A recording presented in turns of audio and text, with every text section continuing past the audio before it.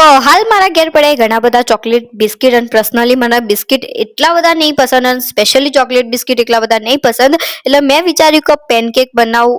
ખાસા ટાઈમ પછી હું આ બનાવું એટલે ખબર નહીં કે જેવા બનશી, તો બી મેં ટ્રાય તો કર્યું. બિસ્કિટને સારી રીતે તોડી એને એકદમ થોડું પાવડર જેવું કરી દીધું હોય, એના અંદર દૂધ નાખી દીધું. એટલું દૂધ નાખવાનું હોય તો જે બિસ્કિટ હોય ને એને સારી રીતે ડૂબી જાય, અને પછી એને ઢાંકીને 10 મિનિટ મૂકી દેવાનું. જ્યાં સુધી એ થતું હતું ત્યાં સુધી હું હેડવા જતી રહી હતી થોડી વાર, કારણ કે થોડી જ વાર પહેલા મેં ખાધું હતું.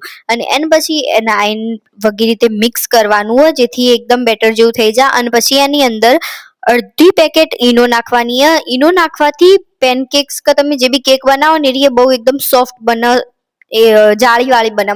એટલા માટે એવું કર્યું. અને પછી એના પેન ઉપર નાખવાનું થોડું પાણી, એના ઉપર થોડું ઓઇલ, અને પછી પેનકેક્સ બનાવવાના. અને મને વગર બનાવતા આવડતા નહીં એટલે એની શેપ એકદમ અલગ અલગ બની જતી હતી. તો બી આઈ થિંક તમારાથી તો કમ્પ્લીટ થાય, એટલે ટ્રાય તો કરજો. અને ટેસ્ટમાં તો એક નંબર હતા. લુક્સ વાઇઝ ખરાબ હતા પણ ટેસ્ટ એકદમ એક નંબર હતો.